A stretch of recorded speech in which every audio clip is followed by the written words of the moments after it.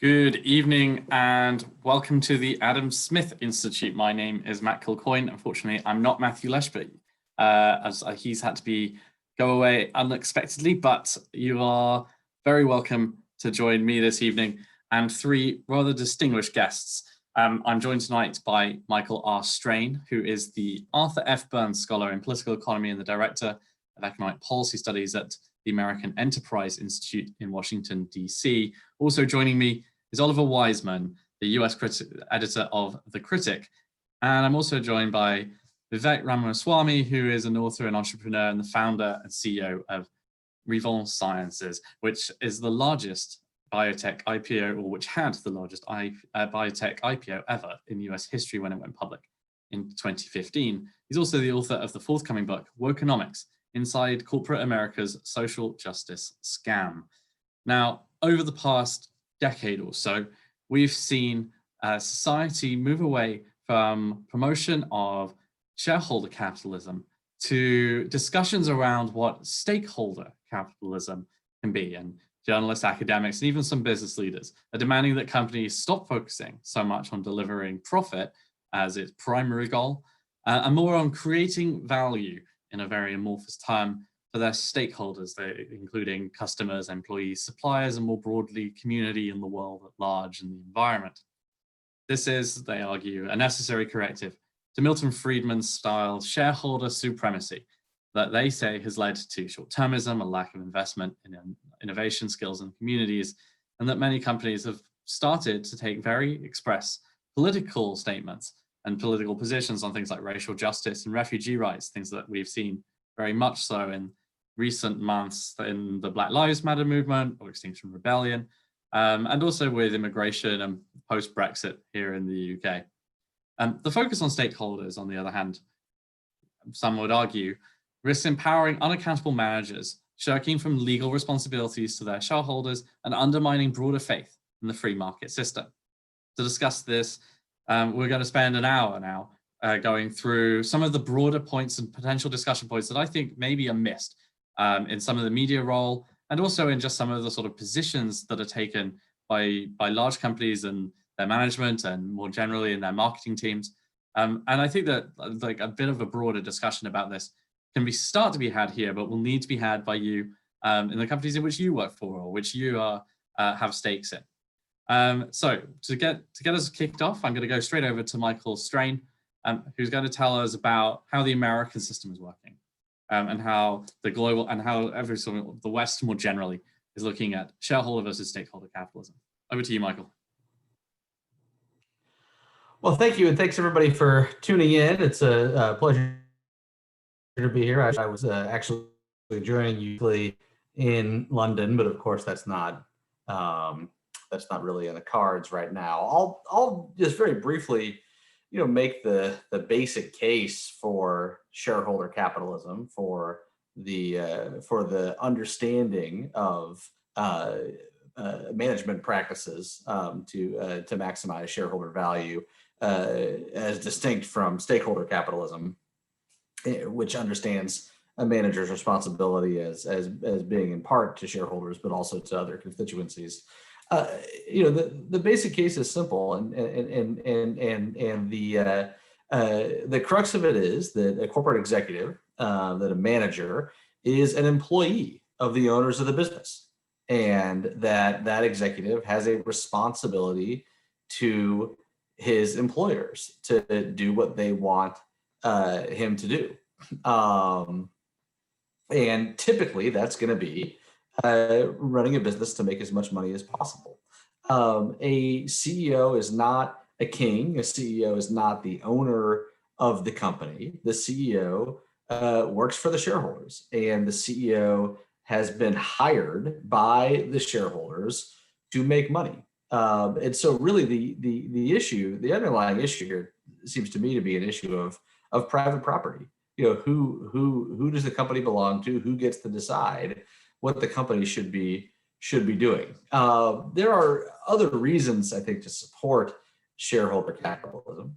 As a matter of practicality, asking CEOs to make the environment cleaner, or to make working conditions safer, or to make compensation higher, as opposed to just asking CEOs to earn as much profit as they can for their owners, for their shareholders, is going to be beyond the competence of CEOs. It's going to be beyond their ability. It invites inconsistencies. For example, doubling workers' wages would make workers better off, but that would require raising prices, which would make customers worse off. Excuse me. It is, I think, just better for a company to have a more clear objective. Think about it this way: if stakeholder capitalism, if the idea that managers should be pursuing these broader objectives and not just focusing on making profits for shareholders, if stakeholder capitalism has any teeth, then it must mean that executives should, on occasion, act against the interest of their company's owners, and that really just seems like, to me, an indefensible management strategy. Shareholder capitalism is widely misunderstood. It does not argue that businesses should pursue maximum profits in the absence of any constraints, legal or ethical. It absolutely suggests that managers should follow the law and should follow ethical custom in their pursuit of profits. Companies that break the law to pursue profits are not adhering to shareholder capitalism. They're engaging in criminal behavior. Companies that, for example, fund junk science in order to beat back regulation are not engaging in shareholder capitalism. They are behaving unethically. In addition, I think managers that behave that way are putting the long-term value of their company at risk by hurting the company's reputation. And so they're not following shareholder capitalism, even more narrowly understood. Shareholder capitalism does not argue for the pursuit of short-term value over long-term value. And to maximize value over longer time horizons, corporations need to treat workers, customers, and suppliers fairly. Of course, some companies can get away with not treating people fairly. But the extent to which corporate have so much power that they can abuse all these relationships, I think, is exaggerated, and especially over a longer time horizon, which again is my understanding of shareholder capitalism, maximizing shareholder value over the long term. It's in a corporation's best interest to treat all those close stakeholders well. Of course, if the owners of a company want to both make profit and to engage in socially beneficial activities, cleaning up a park in a neighborhood where many employees live, for example, then shareholder capitalism argues that managers should do both. But it should be the owners, the shareholders that are setting the objectives for managers, and that, I think, really is the crux of at least my understanding of shareholder capitalism. There are times, of course, where maximizing shareholder value over the longer term does mean engaging in broader social and political issues. I wish the business community had been more outspoken over the past several years during periods of social unrest here in the United States. And I think that is in their interest because social stability is necessary for a productive business climate over the long term. I think businesses should defend the liberal international order and international alliances against attacks, including attacks from the White House, like the attacks that have come in the United States over the last 4 years from the president. Those institutions, norms, and culture have been a bedrock of prosperity for 7 decades. And if a manager is trying to maximize long-term value, then those considerations are in their interest. In addition to treating workers well, it may be in businesses' long-term interest to invest more in worker training that is standard practice in the United States. Some businesses are trying to do that in part because they think it might increase profits, and they may be right. If employers in the low-wage labor market can be more profitable over the long term by investing in training, then that's a win-win as well. You know, so I think that the, you know, this approach to management that's embodied in shareholder capitalism is often misunderstood. A proper understanding, I think, finds managers focusing on long-term value, which leads them to treat customers and shareholder and suppliers and other stakeholders and workers well.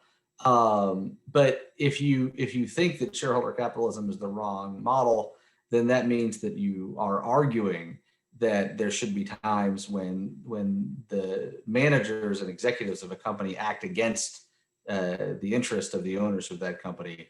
That to me seems like a bad way to run a business. Thank you. Thanks, Michael. Just before we go to Ollie, I just wanted to ask about whether sort of the time frames have a sort of a role in this. Because a lot of, like, there are very few people who, I think if their manager asked them to do something day after day and their employee immediately underneath them did the exact opposite in many respects, or did, like, said, no, I'm not going to do that, I'm going to do the opposite, they wouldn't survive very long in their jobs. But shareholders meet sort of once every year, maybe have a quarterly update or maybe a monthly update. And is it just a disconnect between the shareholder and the managers at the company that they employ, that then means that the company is acting sort of sometimes counter to the shareholders' wishes? Well, I don't know that it happens that often. You know, I think, at least in the United States, that most CEOs of major companies are attempting to maximize shareholder value. That's the way that they run their companies. And I think a lot of the discussion that we've seen and a lot of the statements by CEOs that they're going to adopt a stakeholder model is you know, basically just a marketing strategy that in and of itself is designed to maximize long-term value because they think that they will have more success with their customer base if they say in public that they're going to move away from shareholder capitalism. So, you know, I think that we should really not overstate the degree to which the stakeholder model is actually a reality in C-suites of U.S. companies. You know, of course, you know, your broader question is a good one, and you know, in any kind of situation where you have, you know, what economists would call a principal agent problem. You know, the owners of a company, the shareholders are the principal, and the management team is their agent, and the agent is supposed to carry out, you know, to advance goals that the principals decide upon. In any situation like that, it can be hard to monitor the agent, right? It can be hard to make sure that the CEO and the management team are doing what you want them to be doing. And so, you know, that opens up an important discussion about the role of corporate boards. It opens up an important discussion about oversight of managers and CEOs. But that's a very different discussion than the more fundamental discussion of, you know, what is it that managers should be doing? Should they be trying to earn as much profit as they can over a long time horizon, consistent with the wishes of shareholders and adhering to legal and ethical custom? Or should they be trying to save the environment? And should they be trying to you know, boost worker wages? And should they be trying to do these other things? And there, you in my view, pretty clearly want them to be maximizing profits.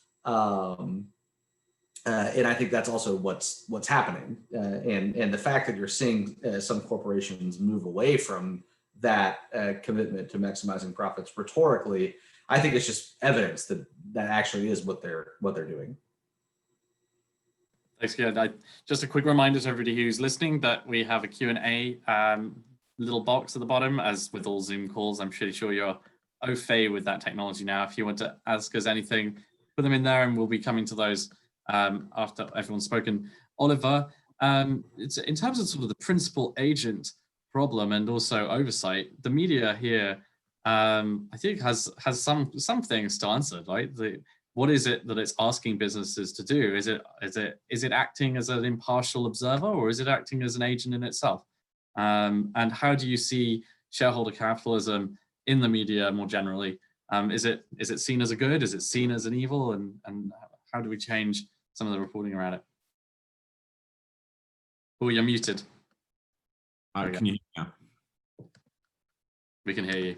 Okay, great. Well, yeah, I think you're right that there's a way in which the kind of stakeholder versus shareholder thing in the media essentially becomes, kind of gets reduced to this question of basically like good capitalism or bad capitalism, right? And stakeholder capitalism is one that cares about climate change, whereas shareholder capitalism is sort of dumping toxic waste in the local river, and which do you prefer? I think as Michael kind of explained really well, and I think I'm just to underscore that before I kind of say what I want to say.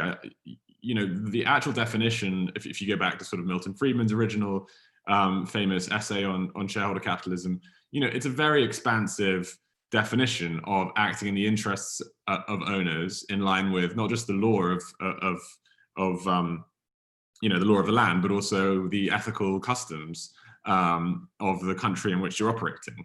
And so you can have quite a broad debate about what firms are for, what a specific firm should be for, and so on and so forth, all within the framework of what we call shareholder capitalism. So that was just sort of underscore that for a point Michael made very well, I thought. I also want to talk about kind of the alternative, which is stakeholder capitalism, and what that really is, where the debate is on that, and sort of what it promises and what it delivers. So it's now been more than a year since this big business roundtable letter, which kind of kicked off this debate, or the latest round of this debate, on a lot of this stuff. And that was where some of the biggest CEOs of some of the biggest firms in the US all declared that the role of the firm is not simply to make money for shareholders. It's a broader set of objectives. And it's interesting, it's now been more than a year. We've also had a pandemic, which has sort of tested society, including businesses, very in a very tough way.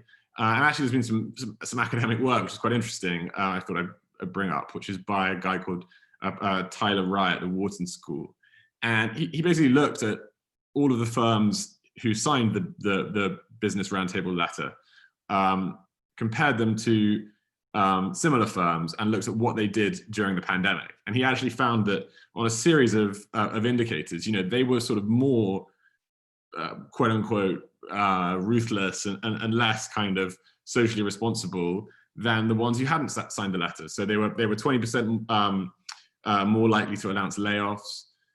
They were less likely to donate to relief efforts. They were less likely to give customers discounts, less likely to sort of start making masks and help doing pandemic related stuff. I'm not here to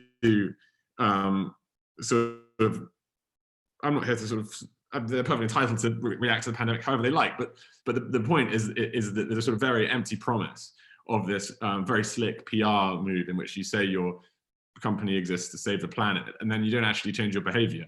And so I think that these are the people that are credited with sort of taking the question of sort of saving capitalism seriously. There's the sort of Jamie Dimons of this world, the people that sign these letters. But let's look at that question of does pivoting from shareholder capitalism to stakeholder capitalism really do anything to save quote unquote save capitalism? Now, I'd argue that what it actually does is it acknowledges a lot of the criticisms of capitalism that are not fair from the left, and in doing so, it just underscores their point without actually achieving any results within the system. So when the Business Roundtable letter was published, you had Elizabeth Warren and Bernie Sanders here in the US saying We agree with everything these people say, and we think these measures, we think these approaches should be kind of codified in law. So if CEOs think this this pivot kind of helps save capitalism, I think what it does is it energizes the arguments against it. What it definitely does, and I should have said this earlier, it doesn't. This stakeholder capitalism does not deliver on the merits of what it's promising, on the substance of what it's promising. What it does 100% do is it gives management more power. It gives them more arbitrary power and less accountability. And I think that's something that we should be wary of wherever we're coming from across the political spectrum. So there's an empty promise of the stakeholder argument. The kind of to go back to the saving capitalism point. Interestingly, last year we had the stakeholder capitalism kind of spin. This year we've had COVID-19, and I think actually it's been quite a clarifying time, because it's been a really powerful reminder of the purpose of a firm and the social good a firm can do by pursuing profit, and that those two things need not be different. And so I think rather than this kind of politics of good intentions that the sort of business roundtable crowd go for, if you're interested in saving capitalism, far better to say unapologetically that Amazon is exceptional at getting stuff to our front door safely and quickly during a pandemic, and above all else, biotech firms have pulled off this huge scientific feat to bring us a vaccine, or at least three vaccines now, to bring this pandemic to an end. So I think that's kind of an interesting lesson in what we should be doing and what we shouldn't be doing if we're interested in this question of saving capitalism. There's one last area I want to just quickly touch on, which is some of the kind of conservative criticisms of shareholder capitalism. And there's a couple of schools of thought out there. People who would say that they were opposed to the kind of quote unquote neoliberal shareholder model, who are more on the right. And let's take one example is someone like Julius Krein. He's a sort of he's not pro-Trump, but I mean, a lot of the economic thinking of Trump he supported. And he wrote an interesting essay last year in which he described the real class war as being one between the 0.1% and the 10%. And I think there's a way in which you can look at this shareholder stakeholder debate actually as a battle between at least a lot of the people on the side of the stakeholders are the kind of the 10%, or the 9.9%, as it were, the management class who feel angry at the super rich, the 0.1%. And Krein's view is that maybe you'll get the 9.9% will team up with the working class and take down the super rich. And I suspect not. I suspect actually, if you go down the road, if you followed Krein's advice, you moved away from shareholder capitalism and towards stakeholder capitalism, you just empower the 9.9%. You make the economy less effective, and the working class American, the blue collar American worker kind of loses out as a result. So, lots of the criticisms on the right, I think, are a bit self-contradictory. The cultural problems that people like Krein have with the management class mean that we should be wary about giving them a blank check for more political power. And so I think the bottom line with all this stuff really is it's a question of accountability. Political and economic accountability is, generally speaking, a good thing. It's this function of a healthy system in which incentives reward kind of responsible behavior, and one where we take accountability away, which is what stakeholder capitalism would do, would be one where we'd have less accountability, and we'd probably have less good outcomes as well. So that's kind of how I see the current debate. You say blue collar American workers, you'd be saying Main Street next, Oliver. You've been there for long. I thought something you wrote really interestingly back in April about, in an article called "Capitalism to the Rescue" for City Journal, about businesses carrying out core functions and the ones that were delivering during the pandemic, and quite literally delivering, Amazon's, your deliveries, sometimes whether it's also Netflix into your homes, etc., and communications firms, and even the pharmaceutical companies delivering new treatments.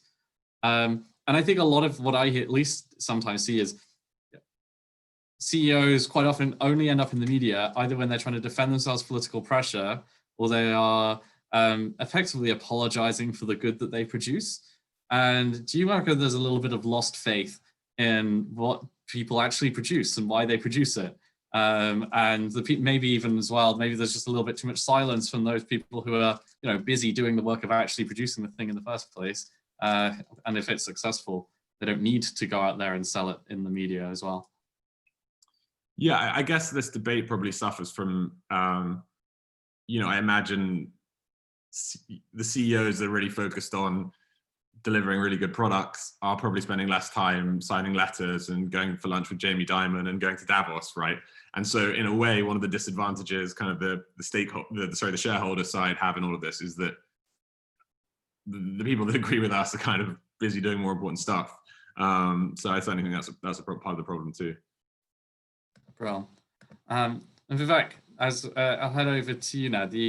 You're in the stakeholders versus the people. That my main problem with stakeholder capitalism is that it strengthens the link between democracy and capitalism at a time when we should instead being disentangle one from the other. Is there too much democracy in capitalism nowadays?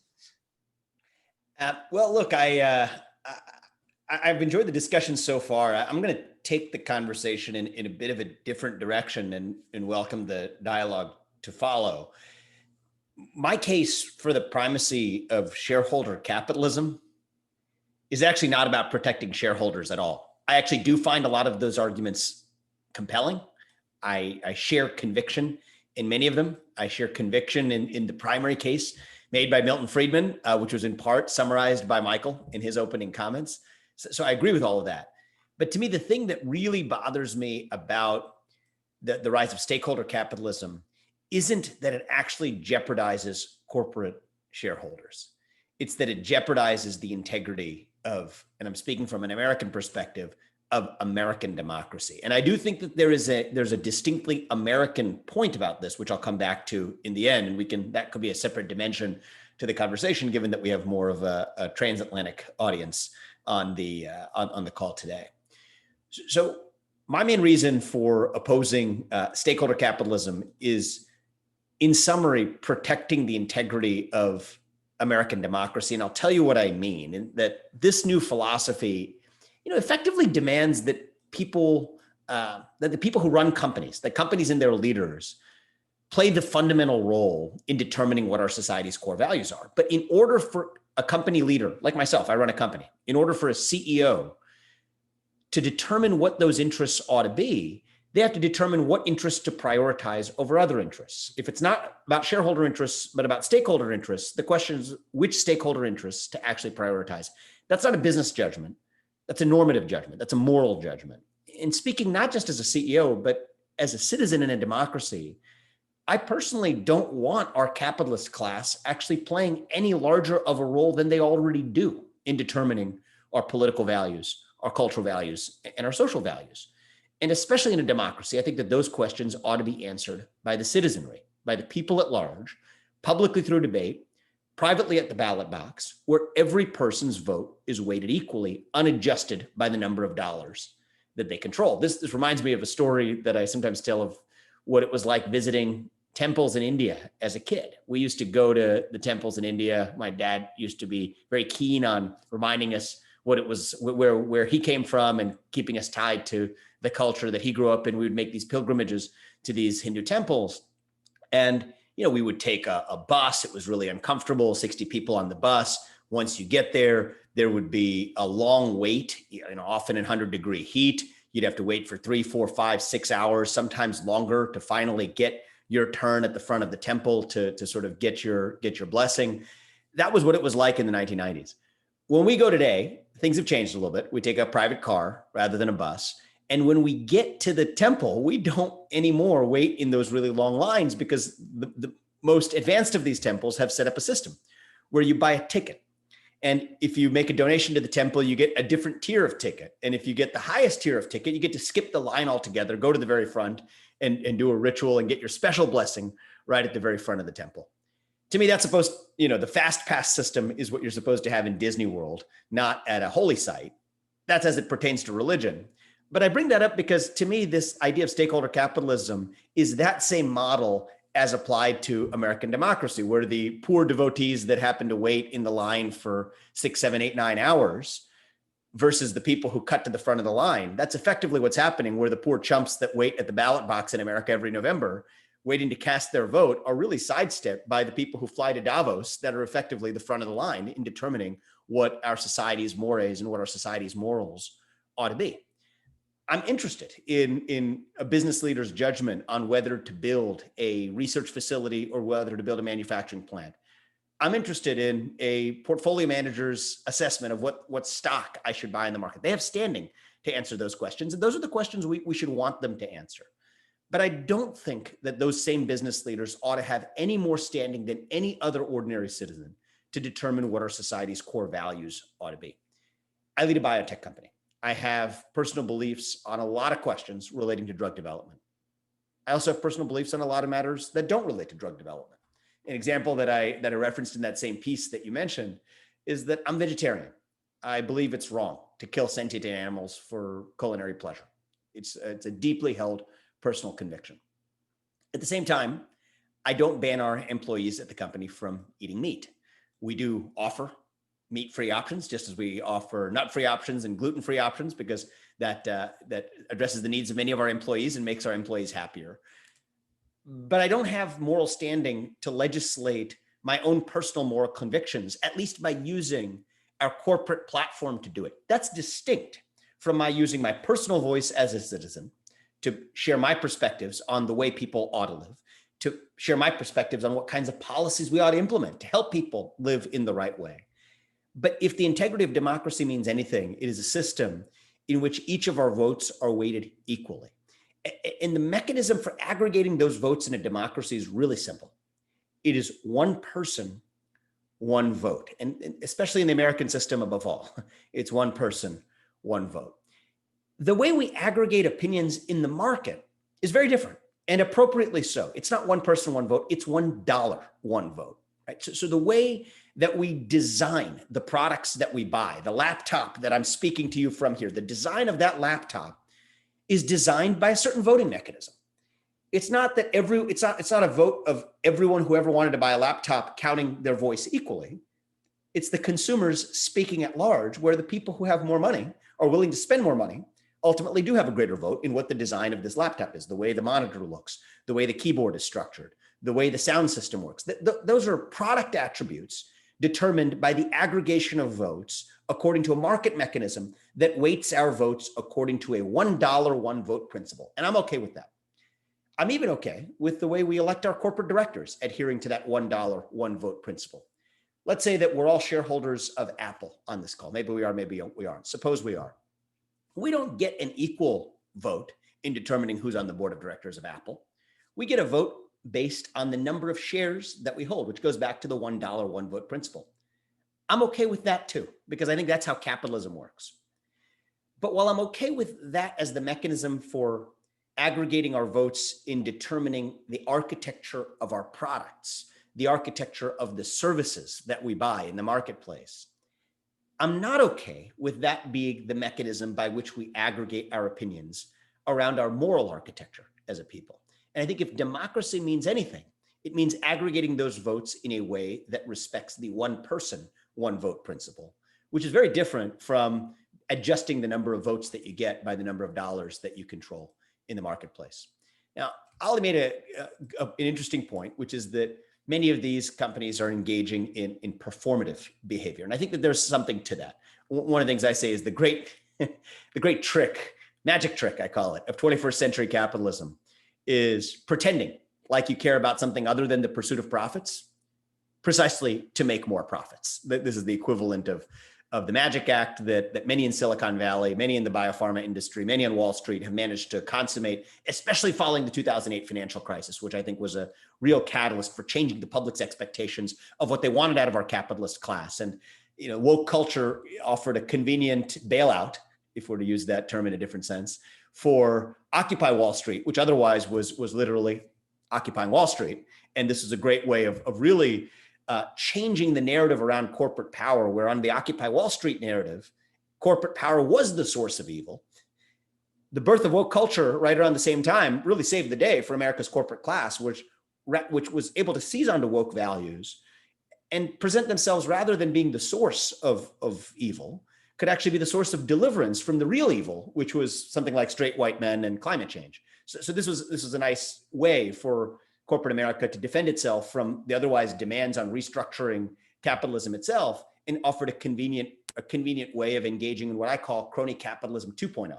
If crony capitalism 1.0 culminated in the bailout of Goldman Sachs by a US Treasury Secretary who was most recently Goldman Sachs' CEO in the year 2008, if that was the culmination of crony capitalism 1.0, then crony capitalism 2.0 was Goldman Sachs coming back in the 2020 election season, when Bernie Sanders and Elizabeth Warren were the frontrunners in the Democratic primary for president of the United States, to tithe at the temple in a new way, not by placing its alumnus in the seat of US Treasury Secretary this time around. That wasn't going to work for a Bernie Sanders or an Elizabeth Warren administration, probably not even a Joe Biden administration. But what they were able to do was to tithe at the temple of identity politics, which is the same temple at which the new left worshipped, on the basis of issuing a new diversity edict, which in fact Goldman rolled out and put into effect this July, saying that they were not going to take a company public unless that company's board was sufficiently diverse. That included at least one diverse director. Notably, Goldman didn't specify exactly what counted as diverse, leaving it to Goldman's own discretion to determine who was diverse and who wasn't. That to me is transparently no different than what I saw at Goldman Sachs when I worked there over a summer internship in 2006, where we had a summer day where we went to plant trees in Harlem. By the time I showed up, we actually took some photos, left early, and went to a bar drinking. This is the same thing all over again. Is the diversity edict is planting trees in Harlem all over again, and at a scale writ large is no different than placing your alumnus in the seat of U.S. Treasury Secretary. Only when you're not able to do it by tithing at the temple through the front door, now you go for crony capitalism 2.0, which is influencing our social values and demonstrating your social consciousness through the back door, ultimately still to wield the same social power, which comes back to consolidating your market power. That's what Oliver was talking about. And I think that that's most of the story. I do think that there's something even more pernicious going on, though, today in Silicon Valley in particular, which is the emergence of a new class of leaders, a new class of corporate titans that actually aren't quite doing the Goldman thing. They're not just using the social and political power to come back and reconsolidate their market power. They are using their market power for the purpose of consolidating political power, social power, and cultural power as ends in themselves. I don't think that Jack Dorsey and Mark Zuckerberg actually care about minting another $1 billion of personal net worth. I think what they care about is their legacy, about leaving an impact and a fingerprint on the world that reflects their personal worldview of the way the world actually ought to look. Mark Zuckerberg, wanted to run for president before Facebook fell out of control in 2016. That was evident based on his tour across the country. With that dream, ultimately not feted and turned into reality, he and his counterparts in Silicon Valley, who really could never make it through the U.S. electoral process, have tried to ultimately have the same impact in the means that they know how, which is by using corporate power to accomplish that same goal. And I think that what we're seeing right now in this moment is in what we call in warfare the equivalent of a feint, where they are using antitrust law as a lightning rod to attract policymakers to attack corporate power on the basis of a battle that they know they can win, because these companies are not committing the sin. They're not committing the same wrong that the robber barons in the 19th and 20th centuries did, which was about using market power to get more market power to exploit consumers. Today, actually, most of Silicon Valley's products are free. They're widely accessible. There's widespread consumer choice. The issue really isn't the use of market power to beget more market power. And by framing this problem of expansive corporate power in terms of antitrust law, they actually have set this up in a way that they're destined to win. The real problem is something else. And I personally think that the antitrust concerns on the classic antitrust theory are overstated. The real concern is the abuse of that market power to consolidate power in other spheres of our lives, in our civic life, in our religious life, in our political life, in our family life, most of all in ways that threaten the integrity and the operation of our democracy by determining the bounds of acceptable speech, by determining what you see and what you don't when you make a search for particular election results, by censoring certain videos that might have been critical, as we saw YouTube do earlier this year, of COVID-19 lockdown policies, the most important public policy debate of our time. To me, that is the real problem with stakeholder capitalism, not just the performative magic trick that I described earlier, which was using market power to get some social power to come back and reconsolidate market power, but to use deep market power to actually exercise even deeper political, cultural, and social power. And that paints, I think, a really dystopian vision for the future of democracy, which is not one in which the people collectively decide what the common good is, but in which the people, without even knowing it, have handed over the power to determine the common good to a small group of self-appointed, unelected elites that travel to temples like Davos or the equivalent forums around the world to really determine the common good in the way that, though they self-fashion themselves as liberals, are doing it actually in the way of the European old world. And this is where the American dimension of this comes in. We could debate whether we think corporatism is or isn't the right way for society to organize itself. But if America represented anything, I think it was a departure from the old world European model of church leaders, labor leaders, and business leaders working together to determine the common good, to instead say that the common good ought to be determined by the people together through a process that we call our democracy. And to me, I think the frustrations of populist demands of capitalism aren't really rooted in the idea that corporations serve their shareholders. I think ordinary people understand that and accept that at their core when really presented with the heart of that issue. I think the real concern, the real populist concern about capitalism is instead the way in which capitalism has begun to infect our democracy. And as I often say, the solution to that answer isn't to force capitalism and democracy to share the same bed. What we really need is some, if we borrow the lexicon of this year, some effective social distancing between the two. Social distancing, indeed. Thank you very much. In fact, I think you make a very powerful human-based argument that sometimes is missing from terms when we talk about capitalism, whether it's whether the sort of coldness of both balance sheets, time accounting periods, but also employee, manager, shareholder, and even stakeholder, things that make people go, wait, is this actually a human talking, and what are the human implications of this? That sort of like bold defense of democracy is really interesting to me. But I wonder as well, how new is this? Are we seeing something like, nothing's new under the sun? In my head, immediately as you're talking about consolidating political power to try and push a worldview, I'm sat there in my head, it comes up 30 Rockefeller Place, right? And then the Rockefeller Foundation and maybe even Rhode Island and West Egg. And then, in the UK, we've got the Roundtree and the Cadburys and all this kind of the part of the world. And is it new, or are we just sort of experiencing a new wave of what we've seen before? I think we're seeing a new wave, but with a vigor that's particularly relevant in the 21st century. So I'll give you a funny story. Is there's a famous case in the United States, Dodge v. Ford. Okay, this is a great throwback to history, which takes the modern political charge out of it, but then we can sort of learn the lesson and bring it back. So in this case, the Dodge brothers, there's a famous car company today, Dodge, as you may know, in the United States, and there's Ford.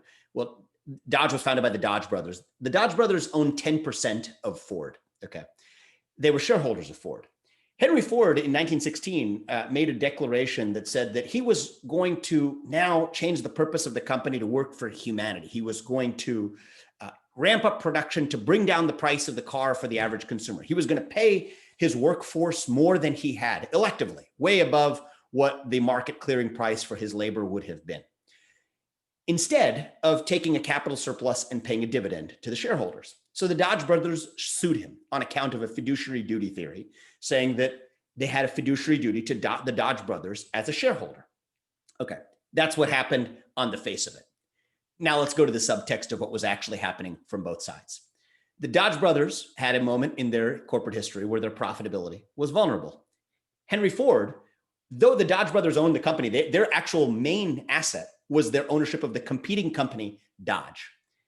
Henry Ford knew this and wanted to put the Dodge brothers out of business at a time when their own business was vulnerable. So he brought down the price of cars through increased production. He increased labor costs in a way that would pinch them precisely at a time that hurt, which could have been his one path to potentially aggregating real monopoly power in the marketplace for cars. Now, as for Dodge, their argument was in court was about fiduciary duty, but they didn't care about the capital surplus that came from Ford. They cared about the existential threat that Ford was posing to their business apart from their share ownership in Ford itself. And so there was this jousting, this sort of cartoonish caricature of what was happening in court on the basis of fiduciary duties, when in fact there was a deeper self-interested dilemma going on.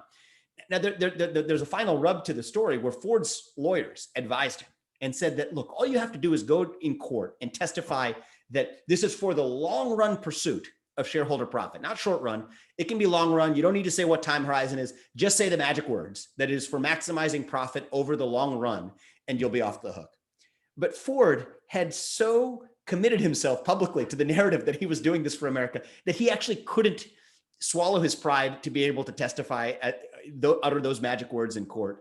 And lo and behold, he lost the case. The Dodge brothers won the case. They got paid their dividend, and the gambit by Ford ultimately failed, and we have a competitive car marketplace for the next 100 years.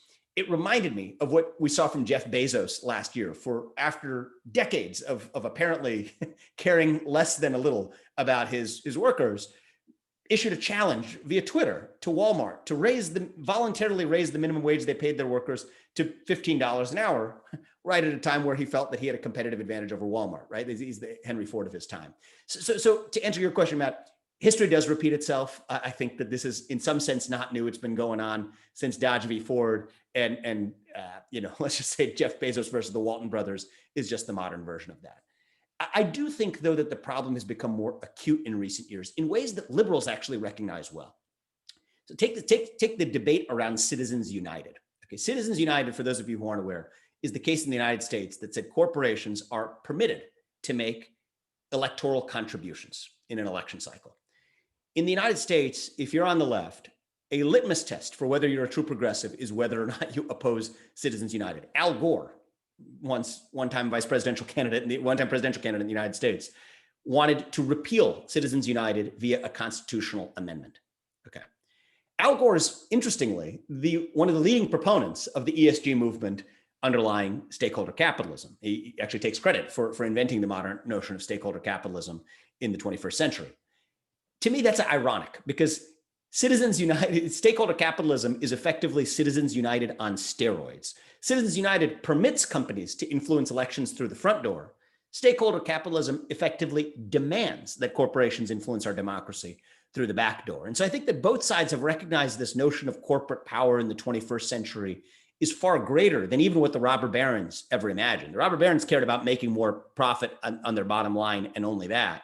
And maybe that's Goldman Sachs today. But when you look at Facebook and Twitter and what's going on, the essence of what's happening in Silicon Valley, I think it's something more pernicious than that. It is about ultimately exercising social control that goes far beyond the market. And I think that this is the final point that I'll make, Matt, but I think it's a really important one, is that the argument I'm making isn't an argument about morality versus efficiency. It's about apparent morality versus the fundamental morality and integrity of a democracy. I think the best case for stakeholder capitalism, and no one's offered this on this call, so I think it's worth mentioning.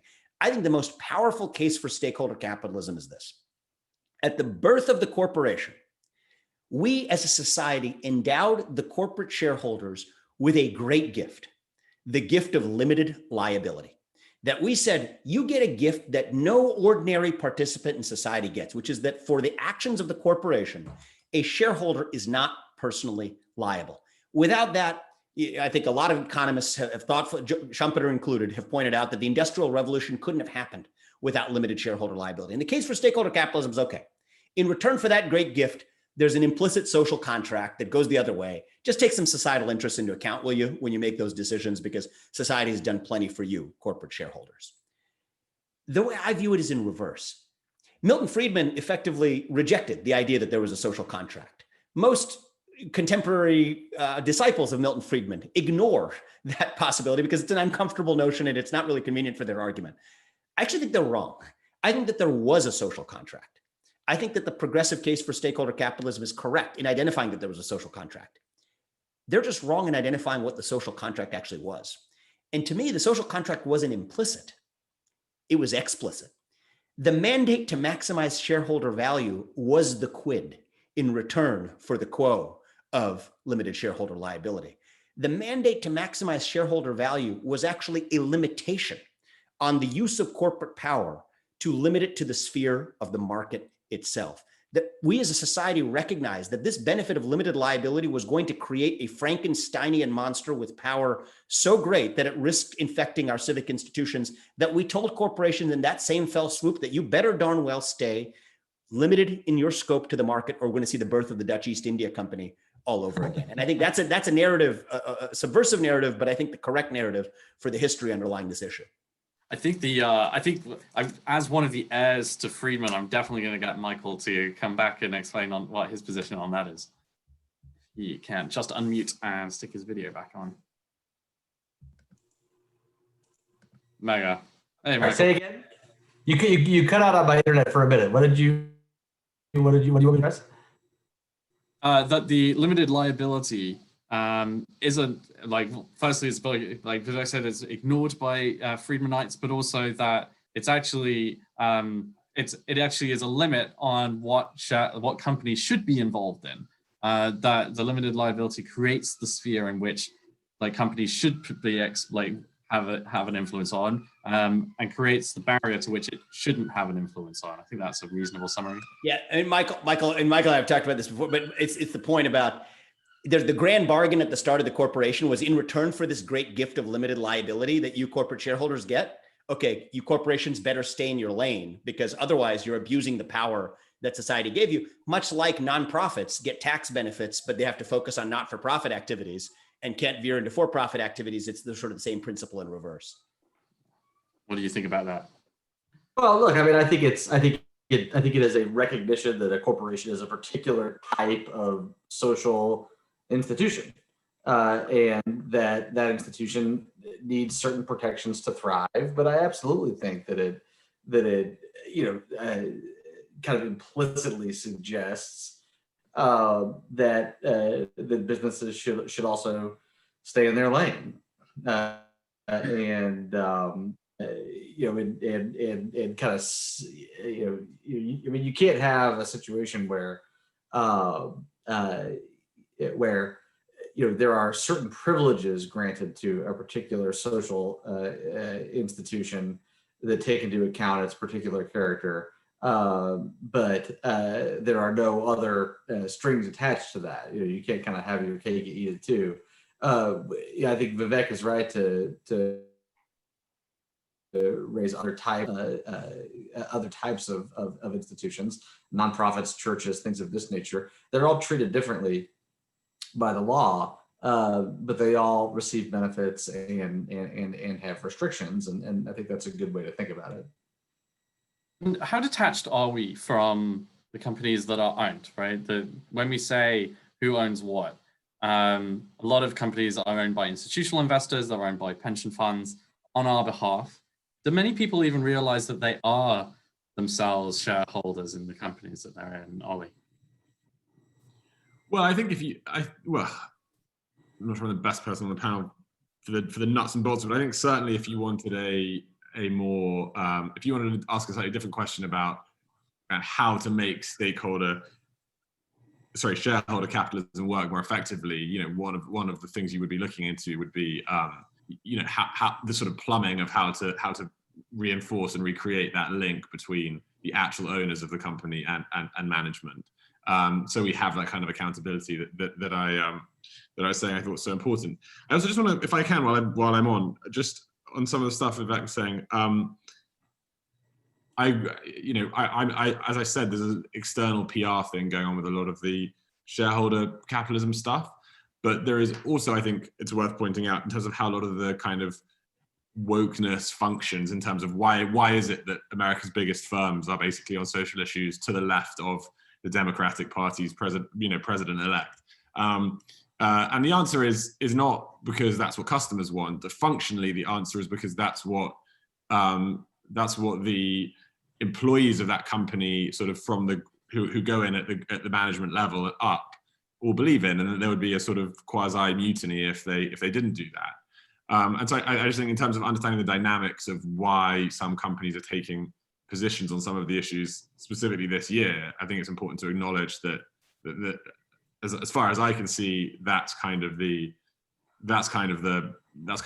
dynamic at play there. Yeah. I think that this year is a really important one because a lot of people are using this as like a benchmark. Now the world is changing. Yeah, whether that's Biden, who's literally just tweeted out, America is back, and whether that's John Kerry in his climate role, or whether it's the GOP, the COP 2020, which is now 2021 in Glasgow next year, and Klaus Schwab of Davos saying this is a mark of an end for traditional capitalism and post-COVID, and again things like Build Back Better and Green Market Revolution. Like how this is only going to get worse, right? In terms of this debate, how do we move back to having more genuine democracy in our market rather than having this kind of power and expecting huge buy-in from every major company into these political goals? So Matt, I have a symptomatic set of therapies, and then I have a what I think is the much more difficult curative therapy. The symptomatic therapies are legal in nature. So on the last account that I gave you, which is tracing back to the original birth of the corporation, there's a lot of corporate privileges that we hardwire and endow to corporations for specific purposes. I think that we need to ultimately roll back those corporate privileges when they are abused for purposes that go beyond that for which they were created. I'm going to give you some examples. The business judgment rule is about deference to directors and executives of companies when they're making a business judgment, exercising their duty of care to maximize profits. We're not going to second guess their judgments and allow shareholders to sue them. That makes good sense in a world in which the stated goal of those executives and directors was the pursuit of profit. But the business judgment rule should not protect executives and shareholders when their stated goal is to do something other than the pursuit of profits. Limited shareholder liability was created to incentivize shareholders to invest in companies, to pursue profits, and to innovate for society. It didn't apply when you have ESG investors that are effectively, and by the way, the distinction between ESG and CCP is something that we ought to ponder another day. But investors with a particular social agenda using their capital power, be it ESG or CCP, using a corporation to accomplish their social goals, that again goes beyond the scope of which the corporate privilege of limited liability was originally created to accomplish. Same goes for Section 230 liability in Silicon Valley. That was designed to create companies that wanted to be regulated like telephone companies. Well, then if you can't ultimately act like a regulator of the very content that ultimately avoids defamation liability that ordinary publishers suffer from. So this is the pattern of symptomatic therapies, is that there's these hardwired, lobbying spawned corporate privileges wired into the genetic code of the laws that ultimately govern corporations that advantage subsets of actors. But when those actors go beyond the scope of what those protections were designed to make them do, that's when capitalism runs amok. That's the symptomatic therapy. I think the curative therapy is a much deeper problem, which is that we are in a moment in our history where we as people, as individuals, and I'm speaking from an American perspective as Americans, are all hungry for a cause and have lost our sense of real meaning that gives ourselves a sense of individual purpose, of national purpose, of civic purpose. And I think that's going to be a much more difficult problem, but one that we're going to have to get our hands dirty around in creating a shared sense of solidarity, a shared sense of purpose, a shared sense of meaning, so that we don't resort to who sells us our chicken or whether we shop at Goya Foods or Chick-fil-A to determine whether or not that's actually what gives us meaning, and not resort to sort of this consumerism or trivialism of woke capitalism, but to sort of more meaningful bases for defining our identity and our common sense of purpose. And that's a much more difficult discussion that's going to take more than a legal solution to deliver.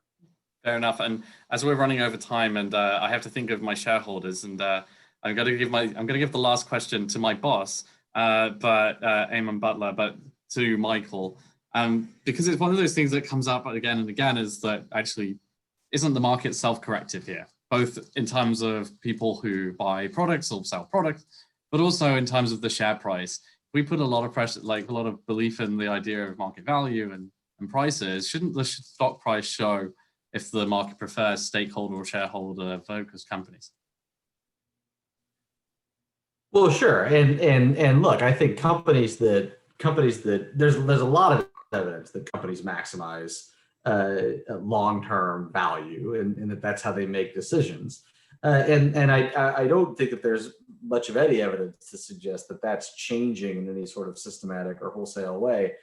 Even the debate about short-termism, I think can be kind of fundamentally confused.